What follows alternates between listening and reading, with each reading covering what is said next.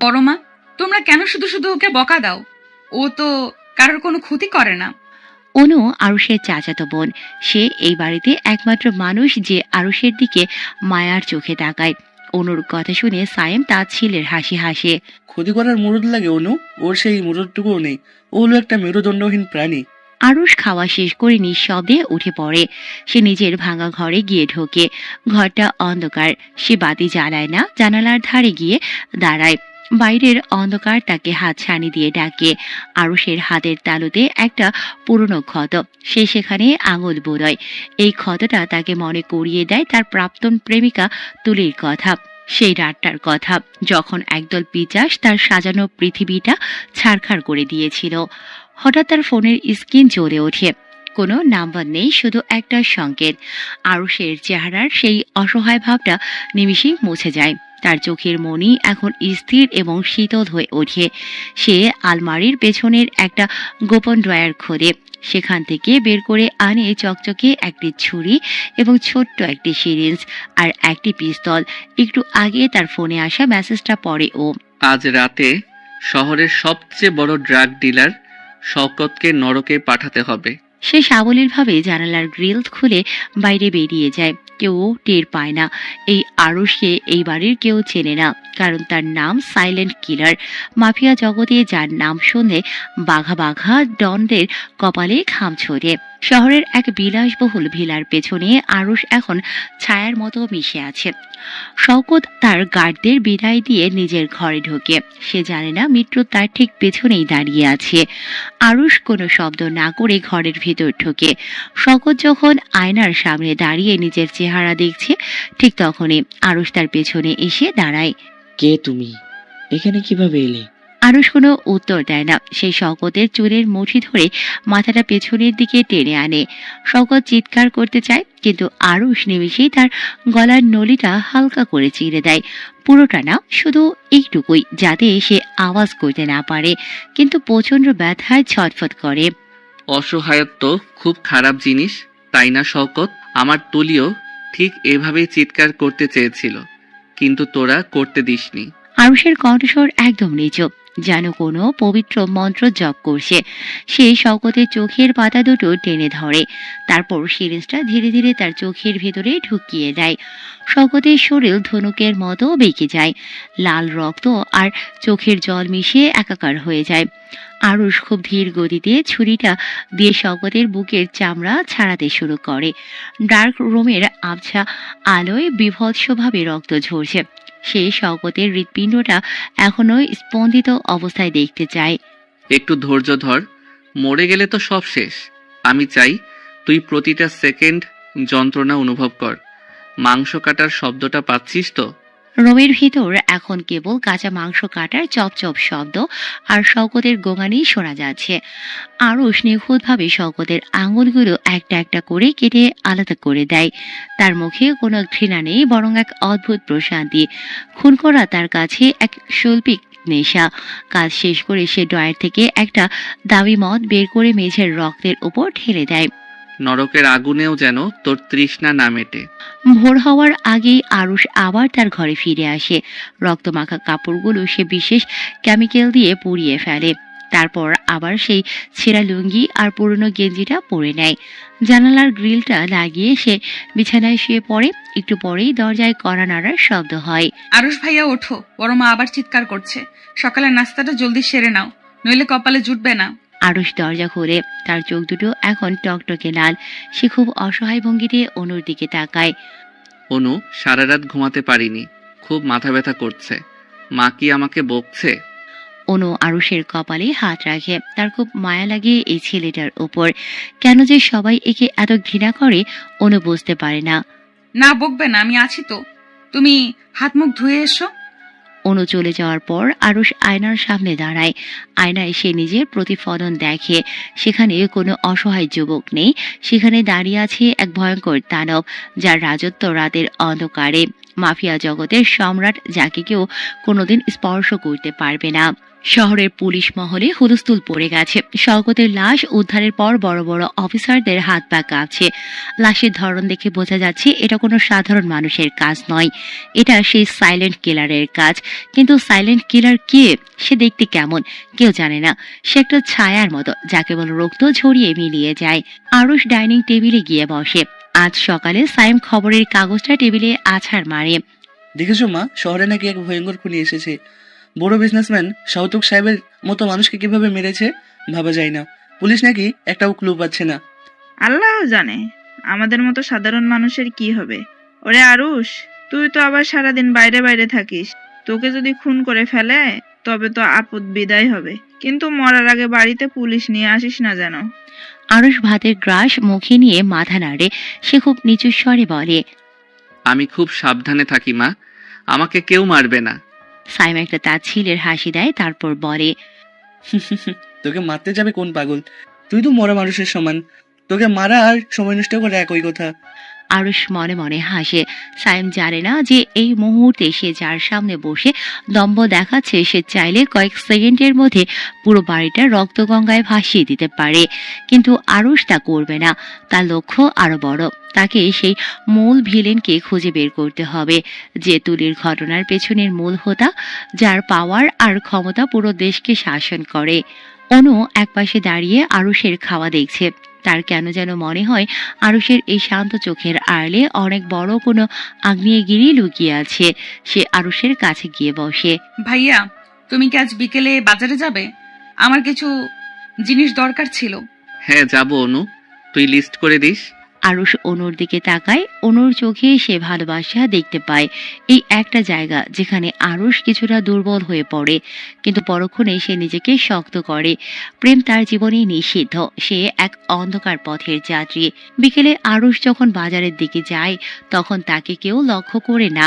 সে ভিড়ের মধ্যে মিশে যায়। হঠাৎ তার কাছে একটা অপরিচিত লোক এসে দাঁড়ায়। লোকটার পরনে কালো জ্যাকেট। বস, নতুন কন্ট্যাক্ট আছে। শহরের পশ্চিম দিকে মেয়রের ডান হাত রঞ্জুকে সরাতে হবে। কাজটা খুব কঠিন হবে। আরুষ লোকটার দিকে না তাকিয়েই হাঁটতে থাকে। টাকা রেডি কর, কাজ হয়ে যাবে। কালকের সূর্য ওঠার আগে রঞ্জু আর পৃথিবীতে থাকবে না, জানিস তো। টাকা ছাড়া আমি কোনো কাজ করি না। আরুষের গলায় এখন আর সেই দুর্বলতা নেই। তার প্রতিটি শব্দ যেন ধারালো তলোয়ার। সে জানে আজকের রাতটা আরো বেশি রক্তাক্ত হবে। ভিলেনের সাম্রাজ্যে ধস নামানোর সময় হয়ে এসেছে। আরুষ অনুর জিনিস কিনে বাড়ির দিকে আসে। রাস্তার মোড়ে মেম্বারের ছেলেরা একটা মেয়েকে বিরক্ত করে। আরুষ গিয়ে তাদের অনেকটা পিটায়। তারপর সে সোজা বাড়িতে চলে আসে। আরুষ ড্রয়িং রুমের মেঝের এক কোণায় কুঁকড়ে পড়ে আছে। তার পিঠের উপর বৃষ্টির মতো আছড়ে পড়ছে চামড়ার বেল্টের আঘাত। প্রতিটি আঘাতে তার পাতলা শার্টটা চিরে চামড়া ফেটে যাচ্ছে। সাইম পূর্ণ শক্তিতে বেল্ট চালাচ্ছে, আর আরুষের বাবা পাশ থেকে লাঠি দিয়ে আরুষের পায়ে আঘাত করছে। আরুষ কুঁকড়ে গিয়ে ডুকরে কাঁদছে। তার এই কান্নাটা এখন একটা শিল্পে পরিণত হয়েছে। সে জানে কতটা কাঁদলে এটা তৃপ্ত হবে। কুলাঙ্গার, রাস্তার মোড়ে আজ আবার কেন মারামারি করেছিস? বাজারের মসজিদ মেম্বারের ছেলে নালিশ নিয়ে এসেছে, তুই নাকি ওকে থাপ্পড় মেরেছিস। তোর এই বেকার অঙ্গ ধ্বংস করা শরীরে এত তেজ কোথা থেকে আসে? বল কুলাঙ্গার, বল, কেন মারলি ওকে? আমার বন্ধু হয় সে। আমাদের মান সম্মান তো সব শেষ করে দিলি। তোর মতো আপদকে ঘরে রাখাই আমার ভুল হয়েছে। সাইম আবার বেলটা দিয়ে আরুষের ঘাড়ে সজোরে আঘাত করে। আরুষ ব্যথায় চিৎকার করে ওঠে। সে ফ্লোরে শুয়ে হাত জোর করে।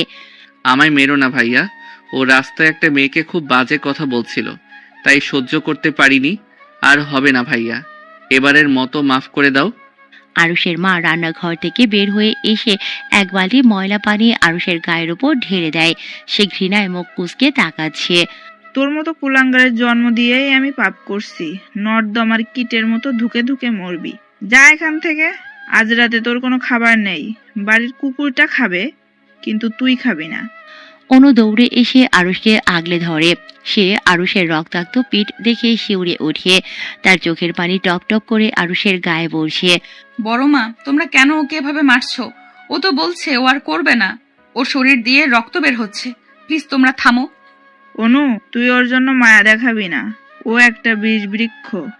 বড় হয়েছিস, এখন নিজের চরকায় তেল দে। যা। এই আবর্জনার জন্য চোখে পানি ফেললে তোকেও এই বাড়ি থেকে বের করে দেব। কোনো কোনো কথা শোনে না। সে আরুষকে ধরে টেনে তোলার চেষ্টা করে। আরুষ ল্যাংচাতে ল্যাংচাতে নিজের ঘরে চলে যায়।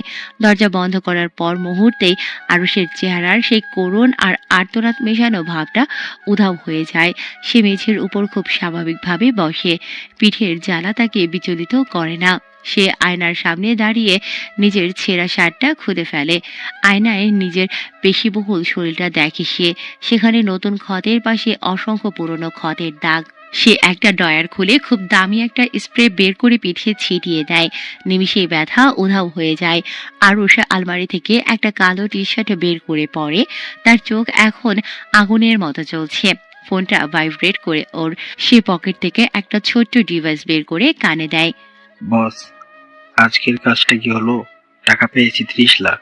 রঞ্জু এখন তার গোপন আস্তানায়, সাথে অন্তত 20 জন সশস্ত্র বডিগার্ড আছে। আরুষ তার ঠোঁটের কোণে এক পৈশাচিক হাসি ফুটিয়ে তোলে। সে ডাইনিং রুমে রাখা তার পরিবারের সদস্যদের গলার স্বর এখনো শুনতে পাচ্ছে। তারা এখনো তাকে নিয়ে তুচ্ছ তাচ্ছিল্য করছে।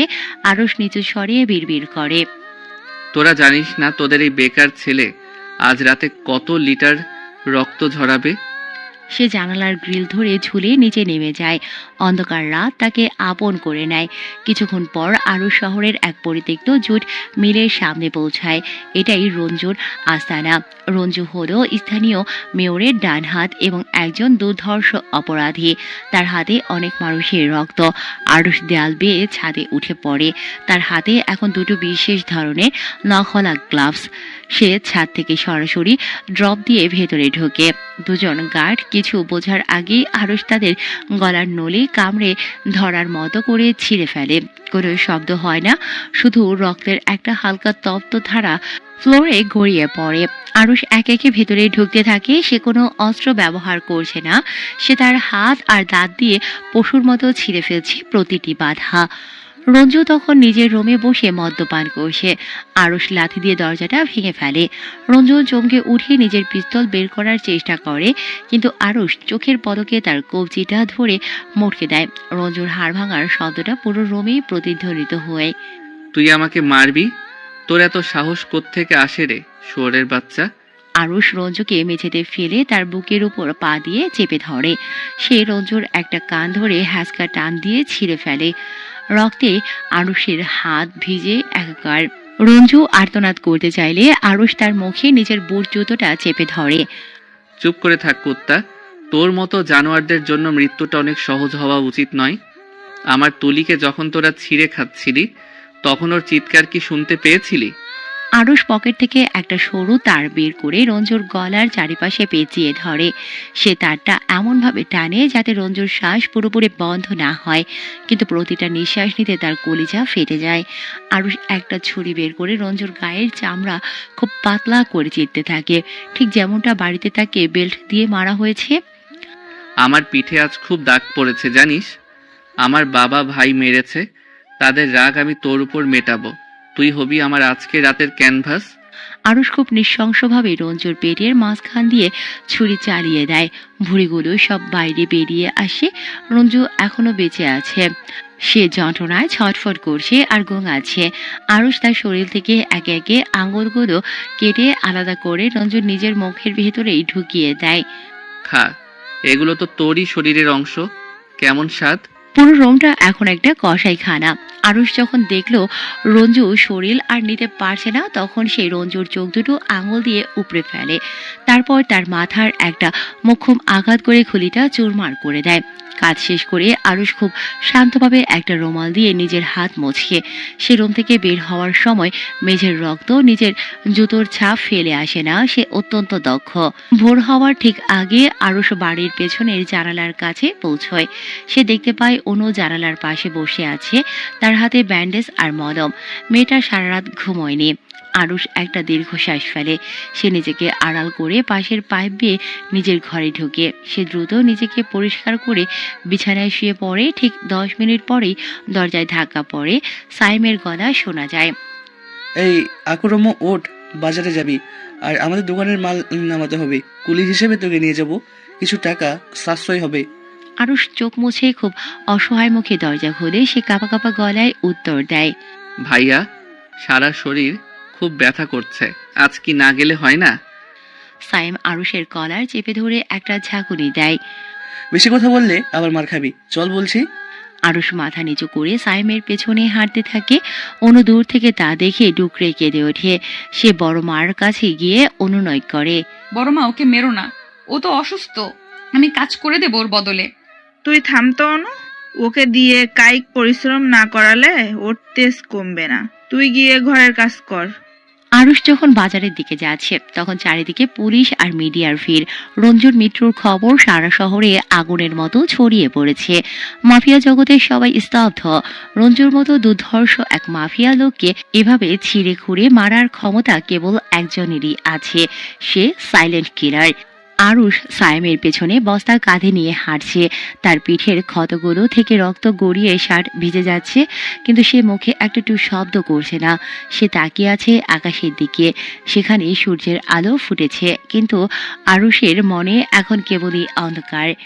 ভাইয়া, আমি কি একটু জল খেতে পারি? খুব তৃষ্ণা পেয়েছে। কাজ শেষ না করে এক ফোঁটাও জল পাবি না, যা পরের বস্তাটা নিয়ে আয়। আরুষ বস্তাটা কাঁধে নেয়। তার চোখে এখন একটা অদ্ভুত জিজ্ঞাসা। সে মনে মনে বলে, সায়েম, তুই জানিস না তুই কার সাথে কথা বলছিস? সময় আসুক, তোদের সবার হিসাব আমি কড়ায় গন্ডায় মিটিয়ে দেব। বিকেলে বাজার থেকে ফেরার পর আরুষকে একদল বকাটে ছেলে আটকায়। এরা মেয়রের ছোটখাটো পালিত গুন্ডা। তারা আরুষকে দেখে হাসাহাসি করে। কিরে কলি, জসিম রঞ্জু ভাই তো মারা গেছে, এখন আমাদের কে টাকা দেবে? চল এটাকে পিটিয়ে দেখি, ওর বাড়ি থেকে টাকা পাওয়া যায় কিনা। তারা আরুষকে লাথি মারতে শুরু করে। আরুষ নর্দমার পাশে পড়ে যায়। সে হাত জোর করে জীবন ভিক্ষা চায়। ভাই, আমাকে মেরো না, আমার কাছে কোনো টাকা নেই, আমার পরিবারও টাকা দেবে না। লোকগুলো তাকে লাথি মেরে নর্দমায় ফেলে দিয়ে হাসতে হাসতে চলে যায়। আরুষ নর্দমার নোংরা পানিতে শুয়ে থাকে। সে হাসছে। এই অপমান তাকে আরো বেশি শক্তিশালী করে তুলছে। সে জানে এই লোকগুলোর আয়ু আর মাত্র কয়েক ঘন্টা। রাতে অনু আরুষের ঘরে চুপি চুপি খাবার নিয়ে আসে। সে আরুষকে নর্দমার পোশাকে দেখে চমকে ওঠে। ভাইয়া, তুমি এই অবস্থায় কেন? ওরা কি তোমায় আবার মেরেছে? আরুষ অনুর হাতটা ধরে ফেলে। তার স্পর্শে একটা অদ্ভুত শীতলতা বয়ে যায়। অনু, তুই আমার কাছে আসিস না, আমি বেকার ছেলে, তুই অনেক ভালো থাকবি যদি আমার থেকে দূরে থাকিস। আমি কোনোদিনও তোমাকে ছেড়ে যাব না ভাইয়া। তুমি কেন বুঝতে পারো না আমি তোমাকে কতটা ভালোবাসি? আরুষ অনুর চোখের দিকে তাকাতে পারে না। সে জানে তার এই হাত আজ রাতে আরো কয়েকজনের জীবন কেড়ে নেবে। তুই যা অনু, আমাকে ঘুমাতে দে। অনু চলে যাওয়ার পর আরুষ অন্ধকার ঘরের মাঝে দাঁড়িয়ে একটা ড্রাগন মাস্ক বের করে। রাতের আধার নামতেই শহরটা এক নরকে পরিণত হয়। মাফিয়া ডনদের আস্তানায় আজ আতঙ্ক। রঞ্জুর বিভৎস মৃত্যু মাফিয়া জগৎকে নাড়িয়ে দিয়েছে। বিশেষ করে শহরের প্রতাপশালী ভিলেন জুবাইর এখন ক্ষিপ্ত। জুবাইরের প্রাসাদে আজ এক জরুরি সভা বসেছে। বড় বড় সব খুনি আর ড্রাগ ডিলাররা সেখানে উপস্থিত। আমার এলাকায় ঢুকে কেউ আমার ডান হাতকে এভাবে কুচি কুচি করে কেটে দিয়ে যাবে, আর তোরা আঙুল চুষবি? কে এই সাইলেন্ট কিলার? আমি তার কলিজা চিবিয়ে খেতে চাই। বস, তাকে কেউ দেখেনি, সিসিটিভি ফুটেজে শুধু একটা ছায়া দেখা যায়। সে মানুষের চেয়েও দ্রুত। রঞ্জু ভাইকে যেভাবে মারা হয়েছে ওটা কোনো মানুষের কাজ হতে পারে না, এটা কোনো জানোয়ারের কাজ। জানোয়ার হোক বা শয়তান, আমি তাকে জ্যান্ত চাই। কালকের মধ্যে যদি তার কোনো হদিস না পাই, তবে তোদের সবার লাশ আমি নর্দমায় ফেলবো। জুবাইরের গলার স্বর বাঘের গর্জনের মতো শোনায়। সে টেবিলের উপর রাখা একটা দামি ক্রিস্টাল গ্লাস আছাড় মেরে ভেঙে ফেলে। তার চোখে খুনের নেশা। এদিকে আরুষ এখন তার ঘরের ভাঙা জানালার পাশে বসে পিঠের ব্যথায় কাতরাচ্ছে। কিছুক্ষণ আগে বড় ভাই সায়েম তাকে লাঠি দিয়ে পিটিয়েছে, কারণ সে এক গ্লাস জল দিতে দেরি করেছিল। এই হারামজাদা, তোর কানে কি পচে গেছে? ডাকলে শুনিস না কেন? তুই বাড়িতে আছিস শুধু গেলার জন্য? ভাইয়া, আমার খুব জ্বর এসেছে, শরীরটা একদম চলছে না। জ্বর এসেছে তো মর গিয়ে, আপদ বিদায় হবে। কাল সকালের মধ্যে যদি ঘর দোর পরিষ্কার না পাই, তবে তোর হাড় আমি একটাও আস্ত রাখবো না। আরুষ মেঝের উপর পড়ে থেকে গোঙাচ্ছে। অনু দূর থেকে চোখের জল মুছছে। সে জানে বড় মার কাছে এখন গেলে হিতে বিপরীত হবে, তাই সে আরুষের জন্য রাতের আধারে কিছু বরফ আর মলম জোগাড় করে রাখে। রাত 2টা, বাড়ির সবাই গভীর ঘুমে আচ্ছন্ন। আরুষ ধীরে ধীরে উঠে দাঁড়ায়। তার শরীরে সেই যুবথুবু ভাবটা 1 সেকেন্ডে উধাও হয়ে যায়। সে আলমারির ভেতর থেকে একটা বিশেষ মেটাল বডি স্যুট বের করে পরে নেয়। এটা বুলেট প্রুফ এবং অনেক হালকা। সে তার মুখে একটা খুলির ছাপ দেয়া মুখোশ পরে। আজকের টার্গেট হলো কালাম। সে যে জুবাইরের সবচেয়ে বিশ্বস্ত এবং নৃশংস খুনি। কালাম তখন তার ব্যক্তিগত টর্চার সেলে এক যুবককে উল্টো করে ঝুলিয়ে পিটাচ্ছিল, রক্তের ছিটিয়ে তার সাদা শার্টে মাখামাখি। বল, মালগুলো কোথায় লুকিয়েছিস? তোর জিপ টেনে বের করার আগে সত্যিটা বল। দোহাই লাগে কালাম ভাই, আমি কিচ্ছু জানি না, আমাকে ছেড়ে দেন। ছেড়ে দেব? আমার অভিধানের ওই শব্দটা নেই রে। এই ধর, তোর নখগুলো এখন প্লাস দিয়ে উপড়ে ফেলবো, দেখি তোর কত ধৈর্য। কালাম যখন প্লাসটা নিয়ে এগোচ্ছে ঠিক তখনই ঘরের লাইটগুলো দপ করে নিভে যায়।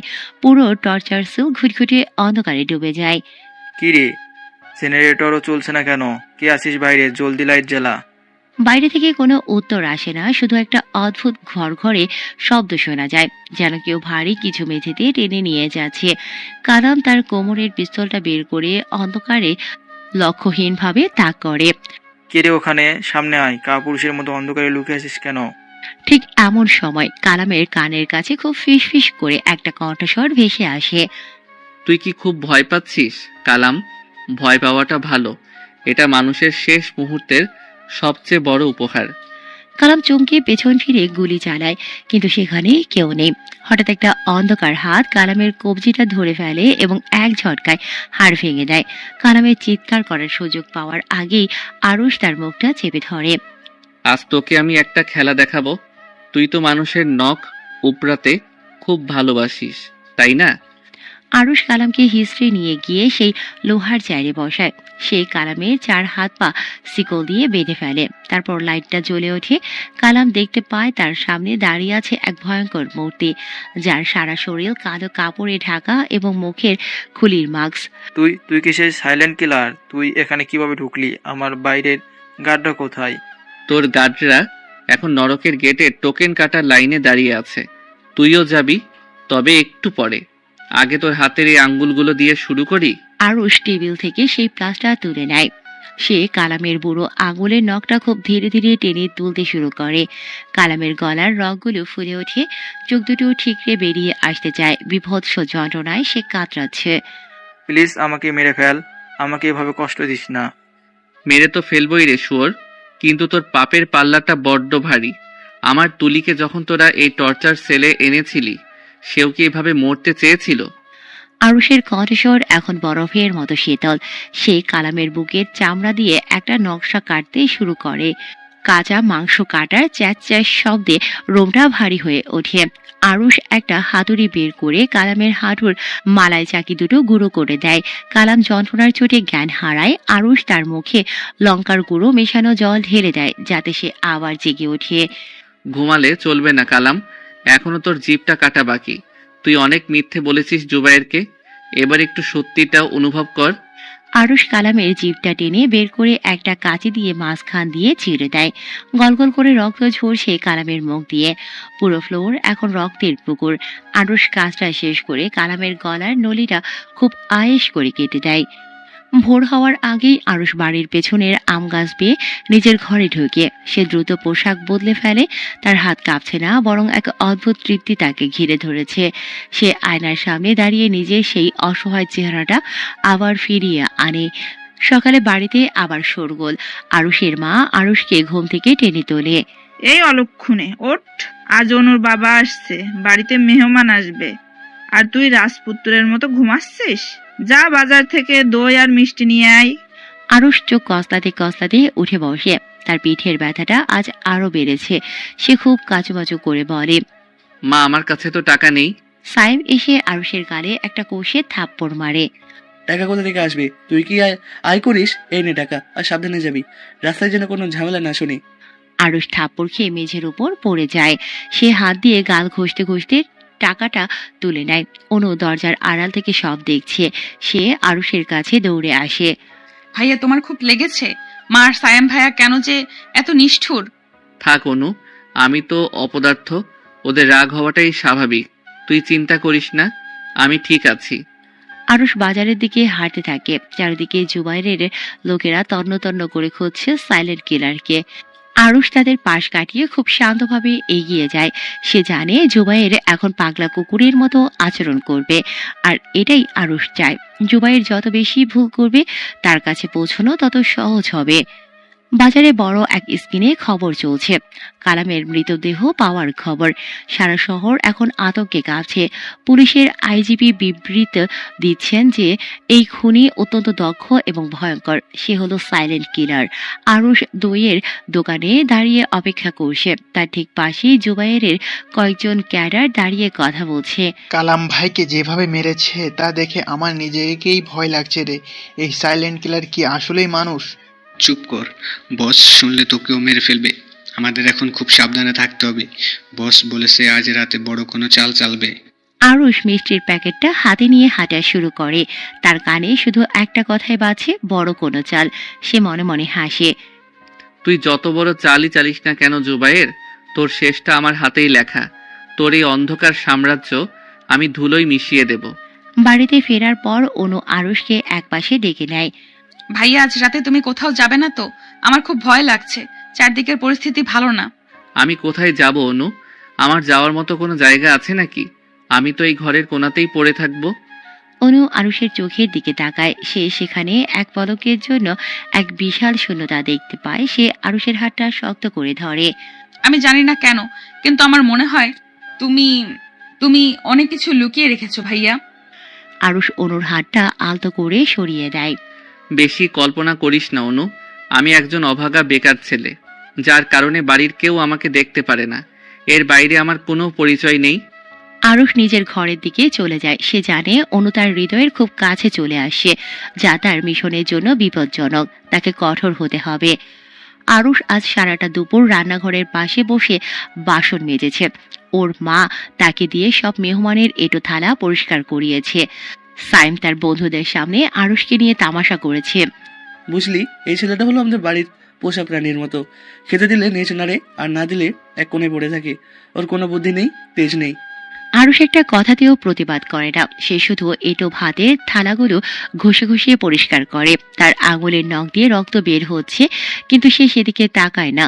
তার কানে এখন জুবাইরের আস্তানা থেকে আসা সংকেতগুলো বাজছে। অনু চুপি চুপি এক গ্লাস লেবুর শরবত নিয়ে আরুষের সামনে দাঁড়ায়। ভাইয়া, তুমি একটু জিরিয়ে নাও, আমি বাকিগুলো মেজে দিচ্ছি। বড় মা দেখলে আমি সামলে নেব। তুই যা এখান থেকে অনু। তোকে আমার সাথে দেখলে মা তোকেও বকবে। তুই শুধু শুধু কেন আমার জন্য এত কষ্ট করিস? কেন করি তাকে তুমি আসলেই জানো না ভাইয়া। তুমি তো সব বোঝো, শুধু না বোঝার নাটক করো। অনু চলে যাওয়ার সময় আরুষের পিঠে হাত বুলিয়ে যায়। সেই স্পর্শে আরুষের পাথরের মতো হৃদয়টা এক মুহূর্তের জন্য কেঁপে ওঠে। কিন্তু সে জানে তার রক্তমাখা হাত এই পবিত্র ভালোবাসার যোগ্য নয়। রাত 10টা। জুবাইর তার আস্তানায় বসে একটা বিশাল ষড়যন্ত্রের ছক কাটছে। তার সামনে দাঁড়িয়ে আছে শহরের কুখ্যাত হ্যাকার এবং ইনফর্মার জ্যাকি। বস, আমি ওই সাইলেন্ট কিলারের একটা প্যাটার্ন খুঁজে পেয়েছি। সে সব সময় টার্গেটের সবচেয়ে দুর্বল জায়গায় আঘাত করে, আর সে কোনো ডিজিটাল ফুটপ্রিন্ট ছাড়ে না। তার মানে সে খুব অ্যানালগ উপায়ে আমাদের ট্র্যাকিং সিস্টেমকে ফাঁকি দিচ্ছে। রাখ তোর ট্র্যাকিং সিস্টেম। আমি আজ রাতে পুরো শহরের বস্তি এলাকাগুলো জ্বালিয়ে দেব। আমি জানি সে সাধারণ মানুষের ভিড়ে লুকিয়ে থাকে। যদি 100 জন নিরাপদ মানুষকে মারলে ওই শয়তানটা বেরিয়ে আসে, তবে তাই হবে। কিন্তু বস, এতে তো পুলিশের চাপ বাড়বে। পুলিশ আমার পকেটে থাকে। তুই শুধু রেড সিগন্যাল দিয়ে দে। আজ রাতে শহরের চারিদিকে আগুন জ্বলবে। আমি দেখতে চাই ওই সাইলেন্ট কিলার কত বড় নায়ক। আরুষ তার ঘরে শুয়ে ছটফট করছে। তার কাছে খবর পৌঁছে গেছে যে জুবাইর আজ সাধারণ মানুষের উপর হামলা করবে। সে আলমারির তলা থেকে একটা বিশেষ গ্যাসের মুখোশ বের করে। সে যখন জানালার গ্রিল দিয়ে নামছে, তখন পেছন থেকে একটা শব্দ হয়। অনু দরজার কাছে দাঁড়িয়ে আছে, তার চোখে অবিশ্বাস। ভাইয়া, তুমি তুমি কোথায় যাচ্ছ এই পোশাকে? তোমার হাতে এই ব্যাগটা কিসের? আর এইভাবে কই যাচ্ছ? আরুষ স্থির হয়ে যায়। সে অন্ধকারের মধ্যে অনুর দিকে তাকায়। সে দ্রুত অনুর কাছে গিয়ে হাত মুখ চেপে ধরে। তুই এখানে কি করছিস অনু? আমি তোকে বলেছিলাম না আমার থেকে দূরে থাকতে? তুমি কি সেই লোকটা যাকে পুলিশ খুঁজছে? তুমি কি খুন করো ভাইয়া? তোমার চোখে এত ঘৃণা কেন? তুই যদি এই মুহূর্তে নিজের ঘরে না যাস, তবে আমি তোকেও মারতে বাধ্য হব। যা এখান থেকে। আরুষ অনুর হাতটা সজোরে ঝটকা দিয়ে সরিয়ে দেয়। অনু ছিটকে মেঝের উপর পড়ে যায়।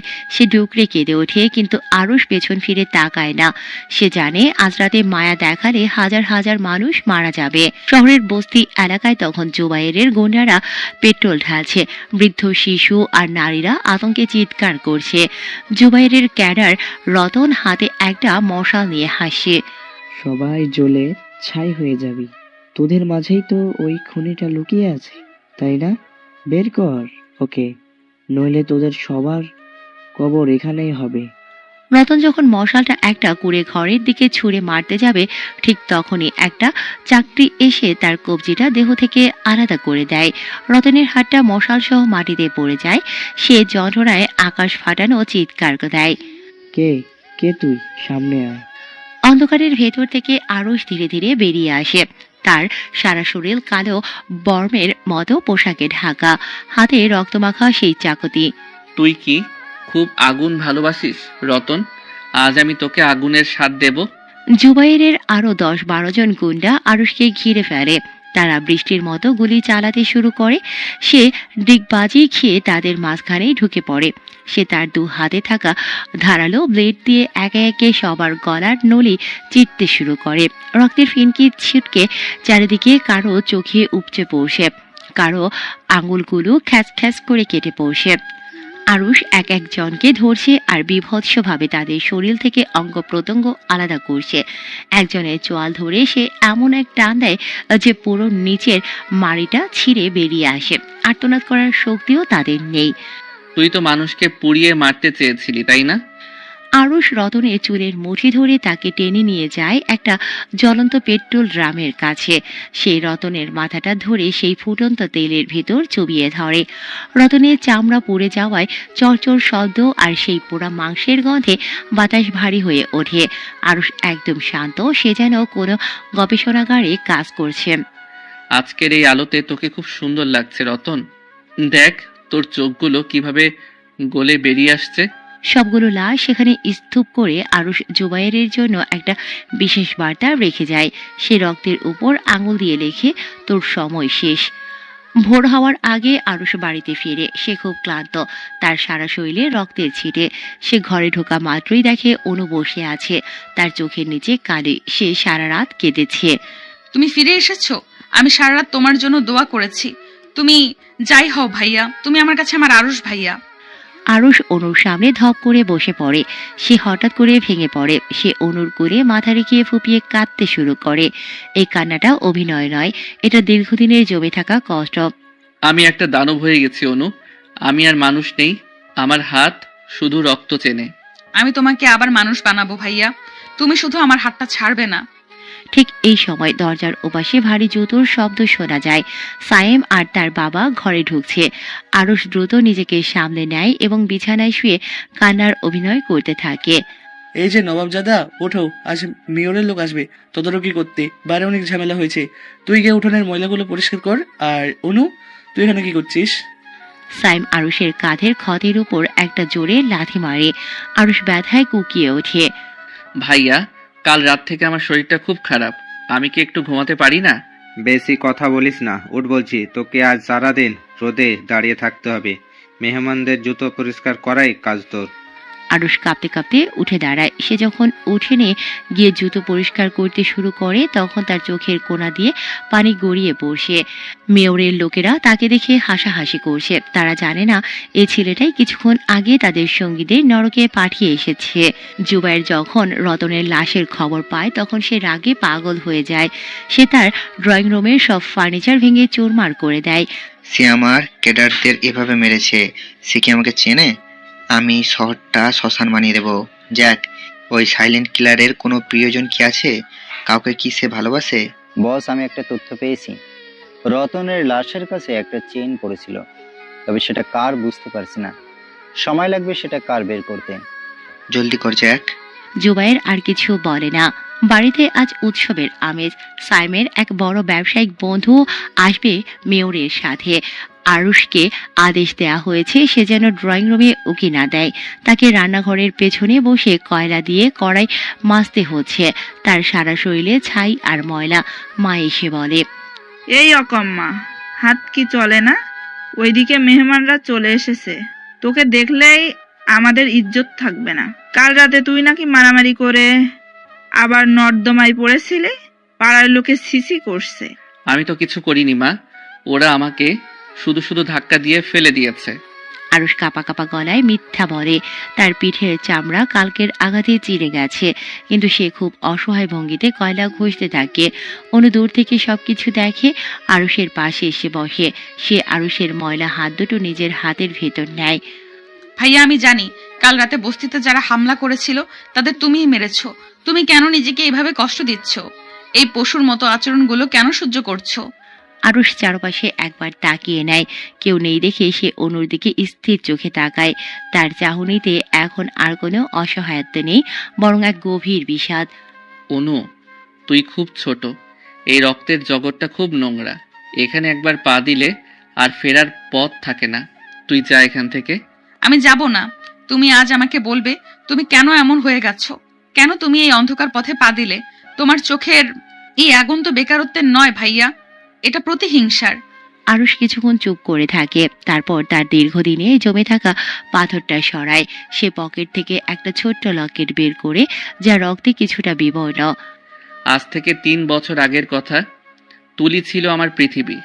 আমরা খুব সাধারণ স্বপ্ন দেখতাম, কিন্তু একদিন মন্ত্রী জুবাইরের ছোট ভাই আর তার গ্যাং তুলিকে তুলে নিয়ে যায়। ওরা একটা পরিত্যক্ত গুদামে ওকে। আরুষের গলা ধরে আসে। সে কয়লা মাখা হাত দিয়ে নিজের চোখ মুছে। ওরা পশুর মতো ওকে ছিঁড়ে খেয়েছিল অনু। আমি যখন ওকে খুঁজে পাই তখন ওর শরীরে প্রাণের কোনো চিহ্ন ছিল না। পুলিশ কোনো কেস নেয়নি, কারণ জুবাইরের হাত অনেক লম্বা। তখন আমি সিদ্ধান্ত নেই, এই শহর থেকে এক একটা পিশাচকে আমি নিজ হাতে শেষ করব। আমি চাই ওরা মরার আগে প্রতিটা মুহূর্তের যন্ত্রণা অনুভব করুক। অনু আরুষের কথা শুনে শিউরে ওঠে। সে আরুষকে জড়িয়ে ধরে ডুকরে কেঁদে ওঠে। এত কষ্ট তুমি একা বইছো ভাইয়া, কিন্তু জুবাইর তো অনেক ক্ষমতাশালী। জুবাইরের ক্ষমতা হলো তার টাকা আর লোকবল, আর আমার ক্ষমতা হলো আমার মৃত্যু ভয়হীনতা। আমি ওর সাম্রাজ্যের এক একটা খুঁটি উপড়ে ফেলছি। খুব শীঘ্রই আমি ওর মুখোমুখি হব। ঠিক তখনই সায়েমের চিৎকার শোনা যায়। অনু তাড়াতাড়ি সরে দাঁড়ায়। সায়েম ড্রয়িং রুম থেকে গজগজ করতে করতে আসে। এই আরুষ, এদিকে আয়। জুবাইর ভাইয়ের এক লোক এসেছে, তার জুতায় কাদা লেগেছে, জলদি পরিষ্কার করে দে। আরুষ মাথা নিচু করে ড্রয়িং রুমে যায়। সেখানে বসে আছে জুবাইরের প্রধান সহকারী জ্যাকি। জ্যাকি খুব তাচ্ছিল্যের সাথে আরুষের দিকে পা বাড়িয়ে দেয়। কিরে ছেলে, আচ্ছা না, তোদের এই অকেজো ভাইটাকে দিয়ে তো ভালোই কাজ করাস সাহেব। ঠিক বলেছেন জকি ভাই, একে দিয়ে এই ছোটখাটো কাজগুলোই হয়। আরুষ নিচু হয়ে জ্যাকির জুতো মুছতে থাকে। জ্যাকি তখন ফোনে কারো সাথে কথা বলছে। হ্যাঁ বস, সাইলেন্ট কিলার তো একদম ত্রাস সৃষ্টি করেছে। রঞ্জু আর কালামের পর এবার সে হয়তো আমাদের কোনো বড় গুদামে হানা দেবে। আমরা ফাঁদ পেতে রেখেছি। আরুষ জ্যাকির জুতো মুছতে মুছতে মনে মনে হাসে। সে জ্যাকির প্যান্টে নিচের অংশে একটা খুব সূক্ষ্ম চিপ লাগিয়ে দেয়, যা জুবাইরের গোপন আস্তানার লোকেশন তাকে বলে দেবে। জ্যাকি টেরও পায় না যে তার জম তার পায়ের কাছেই বসে আছে। রাত 2টা। আরুষ তার ঘরে মুখোশ পরছে। আজ তার শিকার হলো জ্যাকি। সে জানে জ্যাকিকে ধরলে জুবাইরের আসল আস্তানার খোঁজ পাওয়া যাবে। আরুষ জানালার গ্রিল গলে বেরিয়ে যায়। শহরের এক অন্ধকার গলিতে জ্যাকির গাড়ি থামে। জ্যাকি গাড়ি থেকে নামতেই একটা ঠান্ডা লোহার নল তার ঘাড়ের পেছনে অনুভব করে। কোনো শব্দ করবি না জ্যাকি। শব্দ করলে তোর মাথার খুলিটা আমি এই রাস্তায় ছড়িয়ে দেব। জ্যাকি ভয়ে থরথর করে কাঁপতে থাকে। সে বুঝতে পারে এটা সেই সাইলেন্ট কিলার। তুই তুই আমার কাছে কি চাস? আমি তোকে অনেক টাকা দেব, যেতে দে আমাকে। টাকা দিয়ে তুই তোর আয়ু কিনতে পারবি না। বল, জুবাইর কোথায়? আরুষ জ্যাকিকে একটা অন্ধকার ঘরে নিয়ে যায়। সেখানে সে জ্যাকির হাত দুটো সিলিং ফ্যানের সাথে বেঁধে দেয়। তারপর সে একটা ধারালো করাত বের করে। তুই খুব স্মার্ট সাজিস, তাই না? আজ দেখবো তোর বুদ্ধির জোর কত। আরুষ করাতটা দিয়ে জ্যাকির কানের লতিটা খুব ধীরে ধীরে কাটতে শুরু করে। জ্যাকির চিৎকারে ঘরটা প্রকম্পিত হয়। বল, জুবাইরের আসল ড্রাগ ল্যাবটা কোথায়? আমি বলবো না, বস আমাকে মেরে ফেলবে। বস মারার আগে আমি তোকে নরকের দৃশ্য দেখাবো। আরুষ করাতটা দিয়ে জ্যাকির কাঁধের হাড়ের উপর ঘষতে থাকে। হাড় কাটার সেই ক্যাস ক্যাস শব্দে জ্যাকির জ্ঞান হারানোর উপক্রম হয়। আরুষ তাকে আবার ইঞ্জেকশন দিয়ে সজাগ রাখে। বিভৎসভাবে জ্যাকির শরীরের মাংসপেশিগুলো কেটে ঝুলে পড়ে। রক্তের গন্ধে আরুষ যেন আরো ক্ষিপ্ত হয়ে ওঠে। ঠিক আছে, আমি বলছি। জুবাইর আজ রাতে পুরনো বন্দরে আছে, সেখানে একটা বড় চালান আসছে। দোহাই তোমার, আমাকে ছেড়ে দাও। তোর কাজ শেষ জ্যাকি। তুই জুবাইরের কাছে যাবি, তবে জীবিত না, তোর আত্মা যাবে। আরুষ জ্যাকির মুখটা স্কচ টেপ দিয়ে বন্ধ করে দেয়। তারপর সে একটা ধারালো ছোড়া জ্যাকির পেটের এপার ওপার করে দেয়। সে জ্যাকির নাড়িভুড়িগুলো বের করে জ্যাকির গলায় পেঁচিয়ে দেয়। এক বিভৎস দৃশ্য। মৃত্যুর আগে জ্যাকি দেখতে পায় আরুষ তার মুখোশটা একটু সরাচ্ছে। আরুষের সে শীতল হাসি দেখে জ্যাকির চোখ দুটো কোটর থেকে বেরিয়ে আসতে যায়। পরদিন সকালে সাইম আর তার বাবা যখন খবর পায় যে জ্যাকির লাশ পাওয়া গেছে, তখন তারা আতঙ্কে ভেঙে পড়ে। বড় মা, তোমরা তো ভয় পাচ্ছ কেন? তুই বুঝবি না অনু, জুবাইরের লোকেরা মারছে মানে এই শহরে তুফান আসবে। আমাদের মতো সাধারণ মানুষের এখন যান বাঁচানো দায়। আরুষ তখন এক কোণায় বসে শুকনো রুটি চিবোচ্ছে। তার ঠোঁটের কোণে একটা রহস্যময় হাসি। সে জানে জুবাইর এখন একা হয়ে পড়েছে, আর এটাই তার জন্য সবচেয়ে বড় সুযোগ। আরুষ, ঘর থেকে একদম বের হব না, এমনিতেই তুই অলক্ষণে। ঠিক আছে বাবা, আমি ঘরেই থাকবো। আরুষ ঘরের ভেতরে গিয়ে একটা ম্যাপ বের করে। তার লক্ষ্য এখন পুরনো বন্দর। এমন সময় অনু আসে। আরুষ ভাইয়া, আজ তুমি কোথায় যাবে? বন্দরে। ফিরে আসবে তো? আমি কিন্তু অপেক্ষা করব। আরুষ জানালার দিকে তাকিয়ে থেকে উত্তর দেয়, যদি বেঁচে থাকি তবে তোর জন্য লাল চুড়ি নিয়ে আসবো অনু। আর যদি না ফিরি তবে জানবি এই শহরটা আজ থেকে শান্তিতে ঘুমাতে পারবে। পুরো বন্দর এলাকা নিস্তব্ধ। লোনা বাতাসের সাথে মিশে আছে পচা মাছের গন্ধ। আরুষ ধীর পায়ে কন্টেইনারগুলোর মাছ দিয়ে এগোচ্ছে। তার হাতে সেই বিশেষ কার্বন স্টিলের ছুরি। সে জানে জুবাইর আজ এখানেই থাকবে। জ্যাকির দেওয়া তথ্য অনুযায়ী এটাই জুবাইরের সবচেয়ে বড় ডিল। কিন্তু আরুষের ষষ্ঠ ইন্দ্রিয় বলছে কোথাও কোনো ভুল হচ্ছে। চারপাশটা বড্ড বেশি শান্ত। হঠাৎ বন্দরের বিশাল ফ্লাড লাইটগুলো জ্বলে ওঠে। আরুষ মুহূর্তের মধ্যে নিজেকে আড়াল করার চেষ্টা করে, কিন্তু দেরি হয়ে গেছে। চারপাশ থেকে অন্তত 20 জন সহস্র লোক তাকে ঘিরে ফেলে। তাদের হাতে অত্যাধুনিক সব মেশিন গান। সামনে থেকে হেঁটে আসে জুবাইরের ব্যক্তিগত খুনি টাইগার। টাইগারের হাতে একটা ট্যাব। সে একটা ভিডিও প্লে করে আরুষকে দেখায়। ভিডিওতে দেখা যাচ্ছে জ্যাকি যন্ত্রণায় ছটফট করছে। জ্যাকির শার্টের বোতামে লুকোনো একটা ক্ষুদ্র ক্যামেরা পুরো দৃশ্যটা রেকর্ড করেছে। আরুষ যখন মুখোশটা সামান্য সরিয়েছিল, তার চেহারার অর্ধেকটা সেখানে স্পষ্ট দেখা যাচ্ছে। জুবাইরের তখন জ্যাকির লাশের পাশে দাঁড়িয়ে ভিডিওটা দেখছিল। তার চোখে তখন ছিল বিস্ময় আর পৈশাসিক আনন্দ। তো তুই সেই চালান কিলার, আমাদের বাড়ির পাশে সে অকর্ম আরুষ। জ্যাকি মারার আগে ও লাস্ট মেসেজটা আমাকে দিয়ে গেছে। তুই ভেবেছিলি জুবাইরকে এত সহজে পেয়ে যাবি? আরুষ বুঝতে পারে সে ফাঁদে পড়েছে। জ্যাকি জানতো সে মরবে, তাই সে নিজেকে টোপ হিসেবে ব্যবহার করেছে। জুবাইর এখানে নেই। সে এখন নিরাপদ আশ্রয়ে বসে ড্রিম প্রজেক্টের পরিকল্পনা করছে। জুবাইর কোথায় রে কুত্তা? ওকে বল সামনে আসতে। বস, তোর মতো ইঁদুরের জন্য সময় নষ্ট করবে না।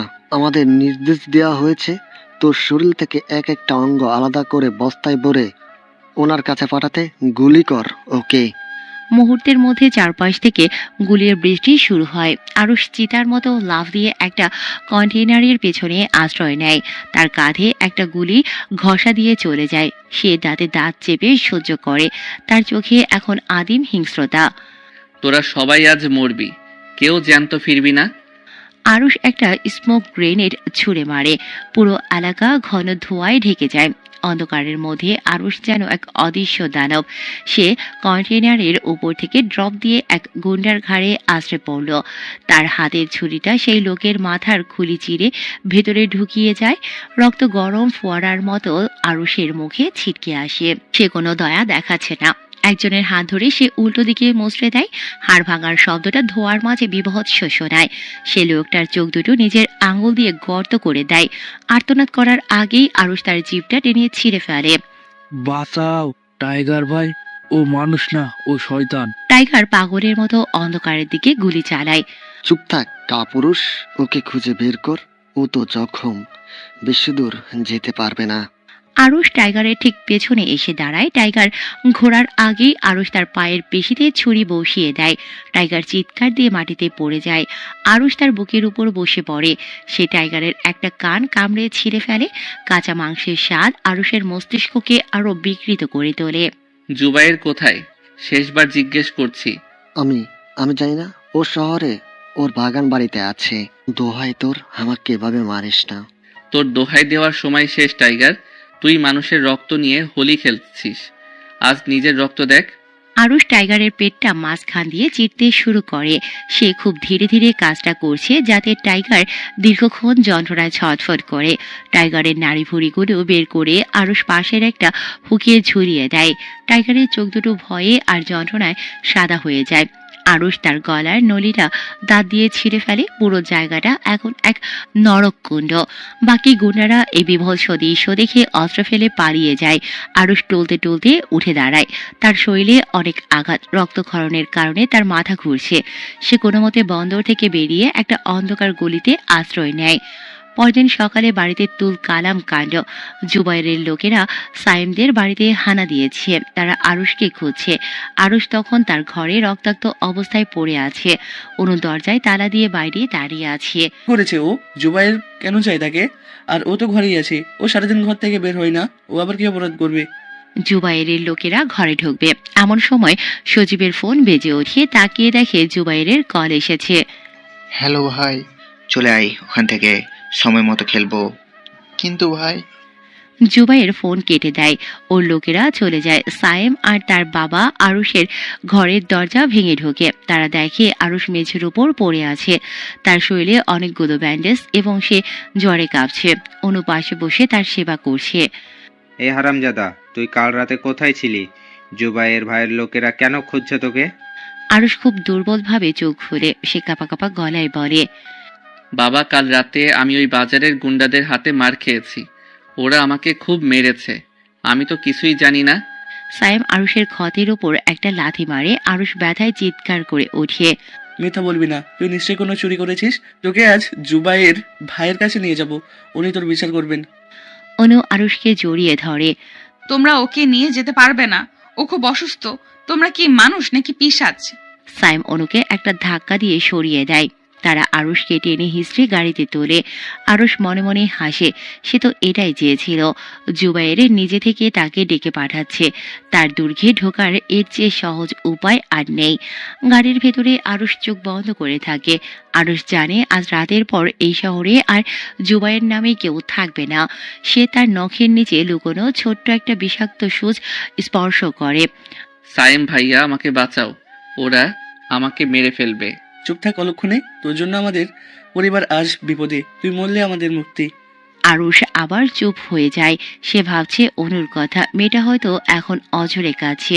আরুষ নিজেকে তৈরি করে নেয়। জুবাইরের বাগান বাড়িতে পা রাখার সাথে সাথেই শুরু হবে এক নতুন তাণ্ডব। জুবাইরের বাগান বাড়িটা শহরের এক নির্জন প্রান্তে। চারিদিকে বিশাল দেয়াল আর সশস্ত্র পাহারাদার। সাইম আর তার বাবা আরুষকে এক প্রকার পাচাকোলা করে জুবাইরের বিশাল ড্রয়িং রুমে এনে আছাড় মারে। আরুষ মেঝের কার্পেটের উপর অসহায়ভাবে পড়ে থাকে। তার সারা শরীর কাঁপছে। জুবাইরের এক হাতে দামি চুরুট আর অন্য হাতে একটি আইপ্যাড নিয়ে সোফায় হালান দিয়ে বসে আছে। জুবাইর ভাই, এই যে এই আপদ, আপনার লোকেরা বলেছিল ও নাকি কোনো ঝামেলা করেছে, আমরা ওকে ধরে নিয়ে এসেছি। আপনি যা শাস্তি দেওয়ার দিয়েন, আমাদের জন্য কোনো দোষ না হয়। সাইম, তুই জানিস তোর এই ভাইটাকে? তুই যাকে পশুর মতো মারিস, সে আসলে একটা সাক্ষাৎ আজরাইল। জ্যাক মরার আগে আমাকে এর আসল চেহারা দেখিয়ে গেছে। জুবাইর আইপ্যাডটা সাইমের দিকে ছুড়ে দেয়। ভিডিওতে আরুষের সেই খুনি সত্তা দেখে সাইম আর তার বাবার চোখ কপালে উঠিয়ে তাদের হাত পা কাঁপতে শুরু করে। না, এটা হতে পারে না। এই ভীতু ছেলেটা সাইলেন্ট কিলার। জুবাইর ভাই, আপনি ভুল করছেন। ও তো একটা পিঁপড়ে মারারও সাহস পায় না। জুবাইর সোফা থেকে উঠে আসে। সে তার বুট জুতো দিয়ে আরুষের রক্তাক্ত হাতের ওপর চাপ দেয়। আরুষ ব্যথায় চিৎকার করে ওঠে। তার কান্নায় পুরো ঘর প্রকম্পিত হয়। মেরো না ভাই, আমি কিছু জানি না। জুবাইর ভাই, আমি সাধারণ একটা ছেলে, আমার উপর রহম করুন। থামা তোর নাটক। জ্যাকিকে যেভাবে তুই চিড়েছিস, ওই হাতটা আমি আজ কেটে কুত্তা দিয়ে খাওয়াবো। শোন সায়েম, তোমাদেরও মুক্তি নেই। তোরা এমন এক শয়তানকে বাড়িতে পুষেছিস, আজ তোদের চোখের সামনে একে আমি টুকরো টুকরো করব। জুবাইরের ইশারায় দুজন বডিগার্ড আরুষকে টেনে তুলে একটা লোহার খুঁটির সাথে বাঁধে। জুবাইর টেবিল থেকে একটা ধারালো তলোয়ার তুলে নেয়। সে তলোয়ারের আগা দিয়ে আরুষের গালের চামড়া হালকা করে চিরে দেয়। বল আরুষ, তোর আসল পরিচয় কি? তুই কার হয়ে কাজ করিস? আরুষ মাথা নিচু করে ফুপিয়ে কাছে। হঠাৎ তার কান্নার শব্দটা বদলে যেতে শুরু করে। কান্নার বদলে সে এখন খুব নিচু স্বরে হাসে। সেই হাসিটা এতটাই শীতল যে জুবাইরের মতো দুর্ধর্ষ মাফিয়াও এক মুহূর্তের জন্য থমকে যায়। তুই হাসছিস কেন রে শয়তানের বাচ্চা? আরুষ ধীরে ধীরে মাথা তোলে। তার চোখের মনি এখন স্থির, লাল এবং খুনে।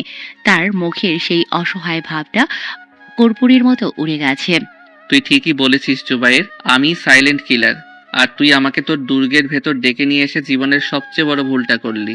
আরুষ তার হাতের কবজিটা এক বিশেষ কায়দায় মোচড় দেয়। তার নখের ভেতরে লুকোনো সেই ক্ষুদ্র শস্ত্র সে নিজের হাতের বাঁধনে ঘষে দেয়। বাঁধনের রশিগুলো বিশেষ কেমিক্যালে ভিজে এক সেকেন্ডে আলগা হয়ে যায়। আরুষ মুগ্ধ হয়ে এক লাফিয়ে জুবাইরের সামনে দাঁড়ায়। জুবাইর কিছু বোঝার আগেই আরুষ তার হাতের তলোয়ারটা কেড়ে নিয়ে জুবাইরের হাতের তালুটা মেঝেতে গেঁথে দেয়। আহা, ধরে কে, গুলি কর। বডিগার্ডরা গুলি চালাতে গেলে আরুষ জুবাইরকে ঢাল হিসেবে ব্যবহার করে। আরুষ তার জুতোর ভেতর থেকে একটা ছোট ড্রাগার বের করে বিদ্যুতের গতিতে দুজন বডিগার্ডের চোখের কোটর দিয়ে ঢুকিয়ে দেয়। রক্ত ছিটকে এসে সায়েম আর তার বাবার গায়ে লাগে। তারা ভয়ে সোফার নিচে লুকোনোর চেষ্টা করে। তুই দেখতে চেয়েছিলি না আমি কিভাবে খুন করি? আজ তোর নিজের বাড়িতে উৎসব হবে জুবাইর, খুনের উৎসব। আর রক্ত দিয়ে হবে তার ড্রিঙ্কস পার্টি। আরুষ জুবাইরকে চুলের মুঠি ধরে টেনে রান্নাঘরের দিকে নিয়ে যায়। সেখানে বিশাল একটা ড্রেসিং টেবিল আছে। আরুষ জুবাইরকে টেবিলের উপর শুইয়ে দেয়। সে টেবিলের উপর রাখা একটা ইলেকট্রিক ড্রিল মেশিন হাতে নেয়। তুই তুলিকে যখন তুলে এনেছিলি তখনও এই ড্রিল মেশিনের শব্দের চেয়েও জোরে চিৎকার করেছিল। আজ দেখব তোর ফুসফুসের জোর কত। আরুষ ড্রিল মেশিনটা চালিয়ে জুবাইরের হাঁটুতে ফুটো করতে শুরু করে। হাড় গুঁড়ো হওয়ার কর্কশ শব্দ আর জুবাইরের বিভৎস আর্তনাদে নরক নেমে আসে সেই ঘরে। আরুষ ড্রিলটা চালিয়ে জুবাইরের পেটের এক পাশ দিয়ে ঢুকিয়ে দেয়। মাংস আর নাড়ি ভরিয়ে ড্রিলের সাথে পেঁচিয়ে বাইরে বেরিয়ে আসে। তুই অনেক পাওয়ারফুল ছিলি না রে জুবাইর, আজ তোর এই পাওয়ার কোথায়? তোর চামড়া আমি জ্যান্ত অবস্থায় ছাড়াবো। আরুষ জুবাইরের পিঠের চামড়া ধরে হ্যাঁচকা টান দেয়। চ্যাস চ্যাস করে চামড়া আলাদা হয়ে যাচ্ছে। জুবাইরের শরীর থেকে রক্তে ফ্লোর পিচ্ছিল হয়ে গেছে। আরুষ জুবাইরের কাটা চামড়ার উপর লবণের বয়াম উপর করে দেয়। যন্ত্রণার এক চরম সীমায় পৌঁছে জুবাইর গোঙাতে থাকে। সায়েম আর তার বাবা এই দৃশ্য দেখে বমি করে দেয়। তারা আরুষের পায়ে এসে পড়ে। আরুষ, আমাদের মাফ করে দে, আমরা জানতাম না তুই এত ভয়ঙ্কর। আমাদের মারিস না বাবা। আরুষ তাদের দিকে ফিরেও তাকায় না। সে জুবাইরের জিভটা চিমটা দিয়ে টেনে বের করে। তারপর একটা বোতা কাঁচি দিয়ে কুচি কুচি করে কেটে ফেলে। তুই তো আদেশ দিতে খুব ভালোবাসতি, এখন একটু নীরবতা উপভোগ কর। আরুষ জুবাইরের বুকে একটা বিশাল গর্ত করে ফেলে। সে জুবাইরের ধুকপুক করতে থাকা হৃৎপিণ্ডটা বের করে আনে। জুবাইরের প্রাণহীন দেহটা নিস্তেজ হয়ে পড়ে থাকে। আরুষ নিজের রক্তমাখা হাতটা সাইমের শার্টে মুছে নেয়। বাড়িতে যাবি, মাকে বলবি আমি মারা গেছি। যদি এক ফোঁটা সত্যি কথা মুখ দিয়ে বের হয় তবে জুবাইরের চেয়েও খারাপ অবস্থা তোদের হবে, মনে থাকবে? সাইম আর তার বাবা মাথা নেড়ে সায় দেয়। তারা তখন কথা বলার শক্তিও হারিয়ে ফেলেছে। আরুষ যখন বাগান বাড়ি থেকে বের হয় তখন পেছন থেকে বিস্ফোরণের শব্দ শোনা যায়। সে পুরো বাড়িতে আগুন ধরিয়ে দিয়েছে। আগুনে লেলিহান শিখা আকাশের দিকে উঠছে। আরুষ অন্ধকারে মিলিয়ে যায়। ওদিকে অনু স্বপ্ন দেখছে আরুষের রুমে বিছানায় ঘুমিয়ে। সে দেখতে পায় ভোরে আরুষ বাড়ির পেছনে সেই আম গাছের নিচে দাঁড়ায়। সে দেখতে পায় অনু সেখানে বসে আছে। অনুর হাতে সেই লাল চুড়িগুলো যা আরুষ তাকে দেবে বলেছিল। আরুষ দূর থেকে অনুকে দেখে। সে হাসে। তার প্রতিশোধ সম্পন্ন হয়েছে। কিন্তু এই রক্তমাখা শরীর নিয়ে সে অনুর কাছে যাবে না। সে ধীরে ধীরে নিজের ঘরের জানালার কাছে যায়। অনু তাকে দেখে দৌড়ে আসে। তুমি ফিরে এসো, আমি জানতাম তুমি আসবে। তোমার গায়ে এত রক্ত কেন ভাইয়া? আমি শেষ করে দিয়েছি অনু, তুলি এখন শান্তিতে ঘুমাবে, কিন্তু আমি আর এই বাড়িতে থাকতে পারবো না। আমিও তোমার সাথে যাব, যেখানেই যাও আমাকে সাথে নিয়ে যাও। আরুষ অনুর চোখের দিকে তাকায়। এই প্রথম তার মনে হয় অন্ধকারের পর হয়তো একটু আলো তার জন্য অপেক্ষা করছে, কিন্তু তার রহস্য এখনো পৃথিবীর কেউ জানে না। সাইলেন্ট কিলার আজ রাতে হারিয়ে যাবে, আর রয়ে যাবে কেবল এক বেকার ছেলের রহস্যময় গল্প। তখনই অনুর ঘুমটা ভাঙে। সরাসরি জানালা দিয়ে তাকায়। না দিনের আলো পড়েছে, অথচ আরুষ আজ আসেনি। জুবাইরের বাগান বাড়ি এখন আগুনের কুণ্ডলী। সেই আগুনের লেলিহান শিখা যেন আরুষের দীর্ঘদিনের জমানো ক্ষোভকে বশীভূত করে দিয়েছে। সায়েম আর তার বাবা টলতে টলতে সদর দরজার বাইরে বেরিয়ে আসে। তাদের চোখে মুখে যে আতঙ্ক, তা হয়তো মৃত্যু দেখার চেয়েও বেশি। আরুষ তখন অন্ধকারের মাঝে ছায়ার মতো মিশে গেছে। তার শরীর জুড়ে ক্ষত, রক্তে মাখামাখি কাপড়, কিন্তু তার মেরুদণ্ড এখন টান টান। বাড়িতে ফিরে সায়েম আর তার বাবা সোজা আরুষের মায়ের ঘরে ঢোকে। তারা একে অপরের দিকে তাকাতে পারছে না। সায়েমের সাদা শাড়ি জুবাইরের রক্তের ছিটে এখনো স্পষ্ট। কি হয়েছে তোমাদের? এমন দেখাচ্ছে কেন? আরুষ কোথায়? সায়েম ধপ করে মেঝেতে বসে পড়ে। তার ঠোঁট কাঁপছে। সে আরুষের বাবার দিকে তাকায়। আরুষের বাবা কাঁপা কাঁপা গলায় কথা বলা শুরু করে। আরুষ, আরুষ আর নেই। জুবাইয়ের লোকেরা ওকে মেরে বাগান বাড়িতে আগুন লাগিয়ে দিয়েছে। আমরা কোনো মতে প্রাণ নিয়ে পালিয়ে এসেছি। আরুষের মা পাথর হয়ে যান। নিজের পেটের সন্তান যদিও তাকে ঘৃণা করতেন, কিন্তু মৃত্যুর খবর শুনে তার বুকটা এক মুহূর্তের জন্য খাখা করে ওঠে।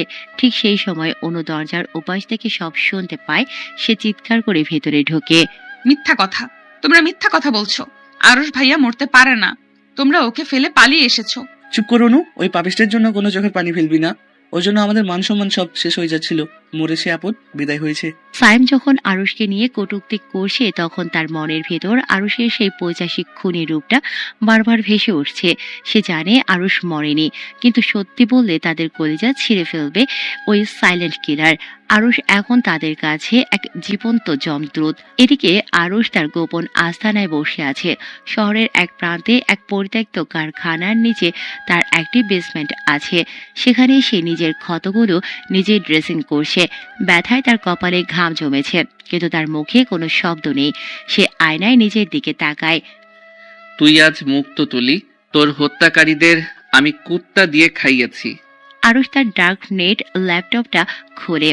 সেখানে মাফিয়া জগতের সংবাদগুলো দ্রুত আপডেট হচ্ছে। সাইলেন্ট কিলারের হাতে জুবাইরের পতন পুরো দেশের অপরাধ জগৎকে স্তম্ভিত করে দিয়েছে। তখন সবাই হন্যে হয়ে খুঁজছে কে এই খুনি। আরুষ একটা ক্লিক করে তার সব ডিজিটাল তথ্য চিরতরে মুছে দেয়। ভোর হওয়ার ঠিক আগে আরুষ চুপি চুপি তার বাড়িতে ফেরে। সে জানে এখন সবাই তাকে মৃত বলে ধরে নিয়েছে। সে জানালার পাশে দাঁড়ায়। অনু সেখানে একা বসে কাঁদছে। আরুষ খুব নিচু স্বরে শেষ দেয়।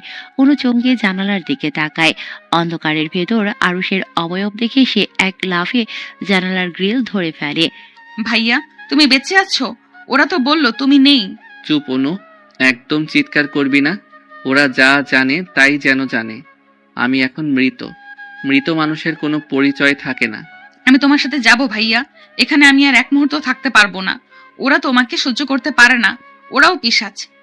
আরুষ অনুর হাতটা ধরে। তার হাতে এখনো রক্তের হালকা গন্ধ।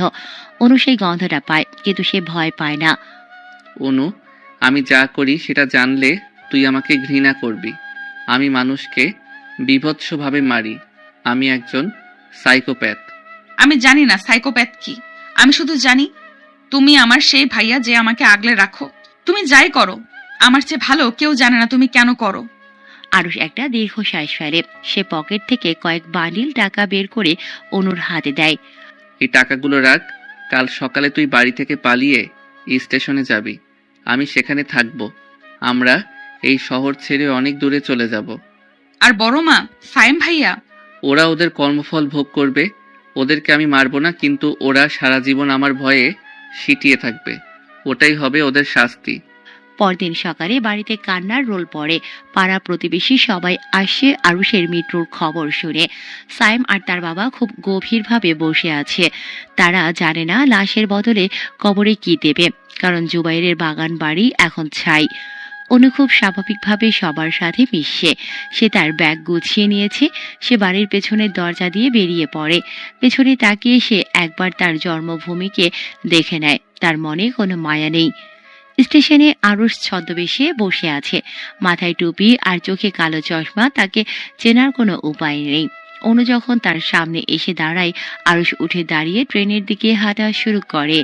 চল অনু, নতুন এক জীবনের দিকে যাই। ভাইয়া তুমি কি আবার ওই কাজটা করবে, ওই খুনগুলো? আরুষ থামে। সে ট্রেনের লাইনের দিকে তাকিয়ে থাকে।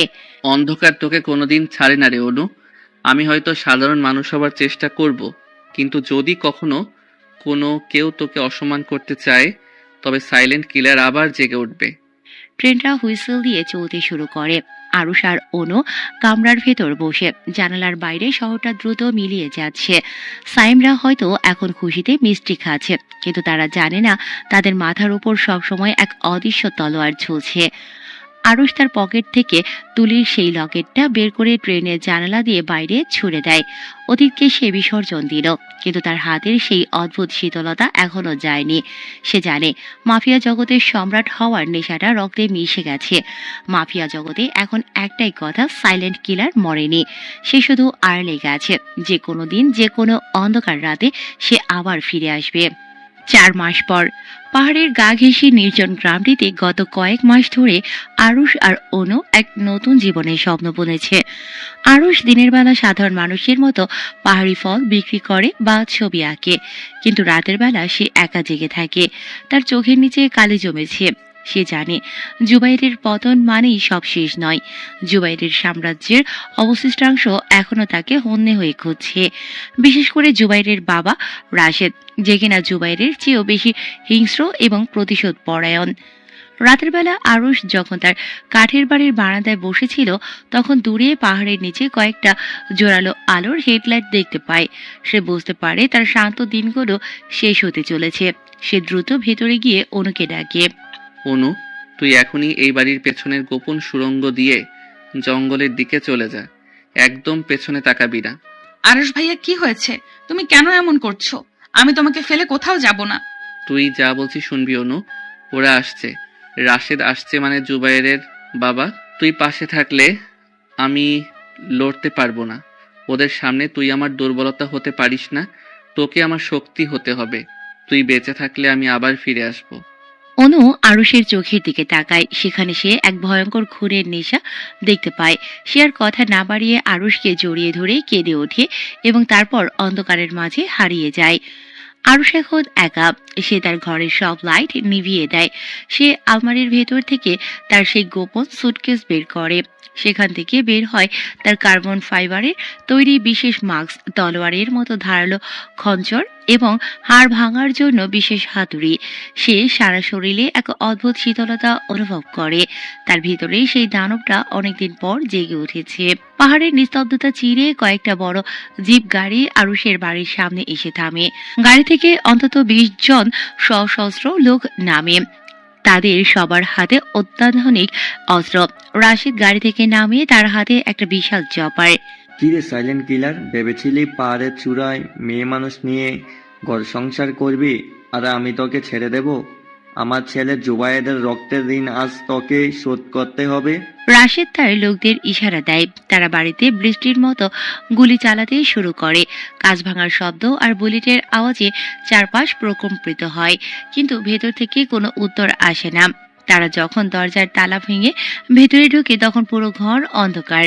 হঠাৎ ছাদের সিলিং থেকে একটা চেইন নেমে আসে এবং একজন গুন্ডার গলা পেঁচিয়ে ধরে তাকে উপরে টেনে নেয়।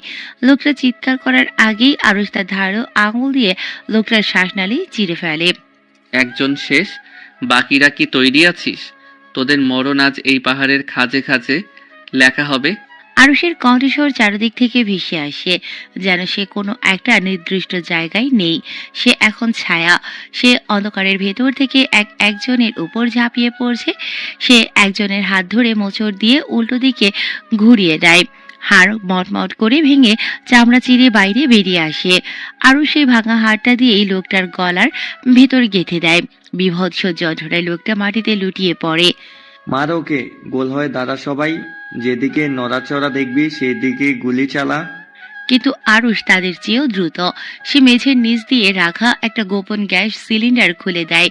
পুরো রুম এখন ধোঁয়ায় আচ্ছন্ন। ধোঁয়ার ভেতর আরুষ যেন জমদূত। সে রাশেদের সবচেয়ে বিশ্বস্ত বডিগার্ডের পেছনে গিয়ে দাঁড়ায়। সে লোকটার দু কান ধরে এমন এক ঝাটকা দেয় যে পুরো কান দুটো ছিঁড়ে তার হাতে চলে আসে। তারপর সে লোকটার চোখের ভেতরে নিজের দুই বৃদ্ধাঙ্গুলি ঢুকিয়ে দিয়ে মগজ পর্যন্ত খুবলে আনে। তুই খুব সাহসী ছিলি না রাশেদ, এখন তোর পালা। রাশেদ ভয়ে কাঁপতে কাঁপতে এলো পাথারি গুলি চালাতে থাকে। হঠাৎ আরুষ তার সামনে এসে দাঁড়ায়। আরুষের সারা শরীর এখন মানুষের রক্তে ভেজা। সে রাশেদের হাতে চপারটা কেড়ে নিয়ে এক কোপে রাশেদের 4টে আঙুল কেটে ফেলে। আহা, তুই মানুষ না, তুই একটা শয়তান, একটা রাক্ষস। আমাকে ছেড়ে দে আরশ, আমি সব টাকা তোকে দিয়ে দেব। টাকা দিয়ে তুই কি করবি রাশেদ? কবরে তো আর টাকা নিয়ে যেতে পারবি না। তোর দুই ছেলে তুলির গায়ে হাত তুলেছিল না? তুলির বাবা তোর অফিসে কাজ করত। তোর গোপন কিছু দেখেছিল বলে তোর ছেলেদের পাঠিয়েছিলি তার বাবাকে মারতে। তার বাবাকে মেরে তুলিকে তোর ছেলেরা ধর্ষণ করে। আজ দেখব তোর শরীর কতটুকু সহ্য করতে পারে।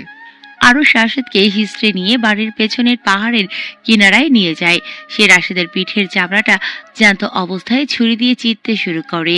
রাশেদের চিৎকার পাহাড়ের প্রতিটা কোণায় প্রতিধ্বনিত হয়। আরুষ রাশেদের পেটে একটা বড় গর্ত করে এবং সেখান থেকে তার নাড়িভুড়িগুলো বের করে নিয়ে রাশেদের নিজেরই গলায় পেঁচিয়ে দেয়। ফাঁসিতে ঝোলার আগে একটু শ্বাস নেওয়ার চেষ্টা কর রাশেদ, কেমন লাগছে? আরুষ রাশেদের একটা চোখ আঙুল দিয়ে উপড়ে নেয় এবং সেটা রাশেদের মুখের ভিতরে ঢুকিয়ে দেয়। বিভৎস এই নির্যাতনে রাশেদ বারবার জ্ঞান হারাচ্ছে আর আরুষ তাকে ইঞ্জেকশন দিয়ে আবার সজাগ করে তুলছে। সে চায় রাশেদ প্রতিটা সেকেন্ডের মৃত্যুর যন্ত্রণা অনুভব করুক। শেষে আরুষ রাশেদকে পাহাড়ের এক বিশাল খাদে ধাক্কা দিয়ে ফেলে দেয়। নিচে পড়ার সময় রাশেদের হাড়গুলো ভাঙার শব্দ আরুষকে এক পৈশাচিক আনন্দ দেয়। ভোর হওয়ার আগে আরো সব প্রমাণ মুছে ফেলে। সে যখন সেই পাহাড়ের চূড়ায় দাঁড়িয়ে সূর্যের প্রথম আলো দেখছে তখন তার মনে হয় তার জীবনের সব অন্ধকার আজ ধুয়ে গেছে। সে অনুকে যেখানে যেতে বলেছিল সেখানে গিয়ে দেখে অনু ভয়ে এক কোণায় কুঁকড়ে আছে। সব শেষ অনু, এখন আর কেউ নেই, আমরা এখন মুক্ত। অনু আরুষকে দেখে আটকে ওঠে। আরুষের সারা শরীরে রক্ত, তার চেহারা যেন বদলে গেছে। কিন্তু অনুর চোখের দিকে তাকাতেই আরুষের সেই কঠোর ভাবটা চলে যায়। সে আবার সেই ছোট্ট ভাইয়া হয়ে যায়। তুমি ফিরে এসো, আমি জানতাম তুমি পারবে। চল অনু, এই পাহাড়ও এখন আমাদের জন্য নিরাপদ নয়। আমরা অনেক দূরে চলে যাব, যেখানে সমুদ্রের ঢেউ আমাদের সব পাপ ধুয়ে দেবে। আরুষ আর অনু সেই পাহাড় ছেড়ে অজানার উদ্দেশ্যে রওনা হয়। তাদের পেছনে পড়ে থাকে মাফিয়া জগতের এক ভয়ঙ্কর ধ্বংসস্তূপ। সায়েম আর তার পরিবারের কথা আরুষ একবারের জন্যও ভাবে না। সে জানে জুবাইর আর রাশিদকে শেষ করার পর সায়েমরা এখন নিজেদের ছায়াকেও ভয় পাবে। আরুষ তাদের মানসিকভাবে পঙ্গু করে দিয়ে এসেছে। শহর জুড়ে এখন একটাই খবর, রাশেদ আর তার পুরো গ্যাং নিশ্চিহ্ন হয়ে গেছে। পুলিশ শুধু লাশগুলোর অবশিষ্টাংশ খুঁজে পেয়েছে। লাশের ধরন দেখে বড় বড় অপরাধীরাও শিউরে উঠছে। সাইলেন্ট কিলার এখন এক রূপকথা যা অপরাধ জগতের হৃদকম্পন বাড়িয়ে দেয়। আরুষ আর অনু এখন এক ট্রেনের কামরায়। আরুষ অনুর হাতে সেই লাল চুড়িগুলো পরিয়ে দেয় যা সে মেলা থেকে কিনেছিল। এই চুড়িগুলো তুই সবসময় পরবি অনু, এটা আমাদের নতুন জীবনের প্রতীক। অনু আরুষের কাঁধে মাথা রাখিয়ে ট্রেনে ঝকঝক শব্দে আরুষ চোখ বন্ধ করে। সে এখন শান্তির ঘুম দিতে চায়, কিন্তু তার মনের এক কোণায় সে জানে পৃথিবীটা খুব নিষ্ঠুর। যদি আবার কোনোদিন কোনো রাশেদ বা জুবাইরের জন্ম নেয় তবে সাইলেন্ট কিলার আবার ফিরবে। রহস্যটা চিরকাল রহস্যই থাকবে। সমুদ্রের গর্জন শোনা যায়। নীল জলরাশির বিশালতা যেন আরুষের জীবনের সব কালিমা ধুয়ে ফেলার জন্য অপেক্ষা করছে। কক্সবাজারের এক নির্জন উপকূলে আরুষ আর অনু এখন এক নতুন পরিচয়ে বেঁচে আছে। আরুষ এখন এক ছোট্ট ক্যাফে চালায় আর অনু পাহাড়ি শিশুদের পড়ায়। কেউ জানে না এই শান্ত মানুষটি একসময় মাফিয়া জগতের ক্রাশ ছিল। আরুষ ভাইয়া, আজ ক্যাফেতে অনেক ভিড় ছিল, তুমি কি খুব ক্লান্ত? ক্লান্তি তো শরীর থেকে মুছে যায় অনু, কিন্তু মনের ভেতরের সেই দহন তো চিরস্থায়ী।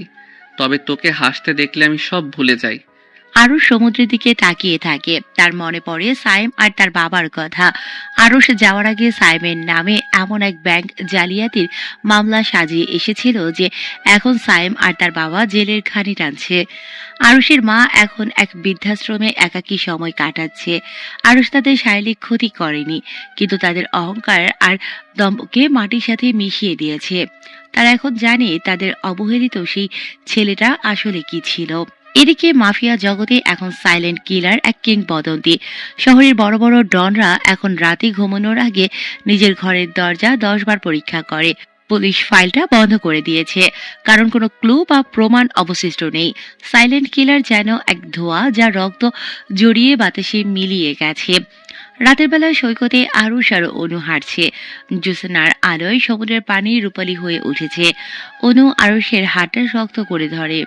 ভাইয়া, তুমি কি এখন সুখী? আর তুমি কি কোনোদিন সেই অন্ধকার পথে যাবে না? সুখ বড় আপেক্ষিক রে অনু। আমি এখন শান্তিতে আছি। আমি যে পথে চলেছি সেটা ছিল প্রতিশোধের পথ। তুলি আজ শান্তিতে ঘুমাচ্ছে। আমার কাজ শেষ। সাইলেন্ট কিলার আজ থেকে মৃত। হঠাৎ আরুষ লক্ষ্য করে কিছু দূরে কয়েকজন বখাটে ছেলে একটা পর্যটক মেয়েকে বিরক্ত করছে। আরুষের চোয়াল এক মুহূর্তের জন্য শক্ত হয়। তার হাতের কবজিটা আবার সেই পুরনো ছন্দে কাঁপতে শুরু করে। অনু তার হাতটা আরো জড়িয়ে চেপে ধরে। ভাইয়া, না, ওদের ছেড়ে দাও। পুলিশ সামলে নেবে। আর তুমি রক্ত ছড়িও না।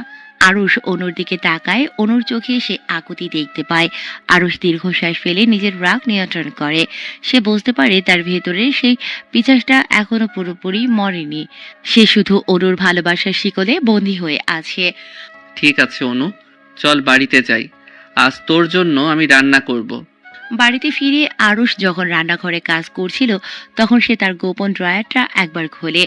সেখানে এখনো সেই সাইলেন্ট কিলারের মাস্ক আর কারাম্পিট ছুরিটা রাখা আছে। সে অস্ত্রগুলো বের করে সমুদ্রের পাড়ে নিয়ে যায়। রাতের অন্ধকারে সে সব অস্ত্র গভীর পানিতে ছুঁড়ে ফেলে। বিদায় সাইলেন্ট কিলার, তুই আর ফিরবি না।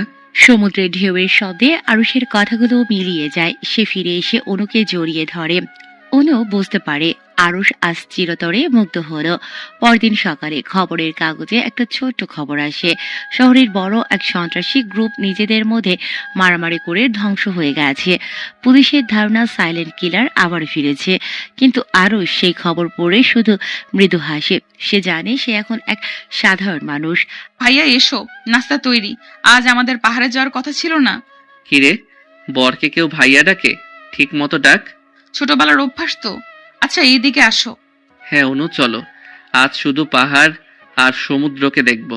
আমাদের জীবনে আর কোনো কুয়াশা থাকবে না। আরুষ আর অনু পাহাড়ের চূড়ায় গিয়ে দাঁড়ায়। নিচে উত্তাল সমুদ্র। আরুষ অনুর হাতে সেই লাল চুড়িগুলো আবার ঠিক করে দেয়। তাদের সামনে এখন উজ্জ্বল ভবিষ্যৎ।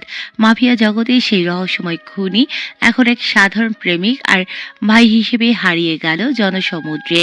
পৃথিবীর কেউ কোনোদিন জানবে না এই মায়াবী চেহারার আড়ালে লুকিয়ে থাকা সেই ভয়ঙ্কর খুনিকে। আরুষ মনে মনে বলে, আমি অবহেলিত ছিলাম, আমি ঘেন্নার পাত্র ছিলাম, কিন্তু আজ আমি কারোর পৃথিবীর কেন্দ্রবিন্দু। অনু আরুষের কাঁধে মাথা রেখে সূর্যাস্ত দেখতে থাকে।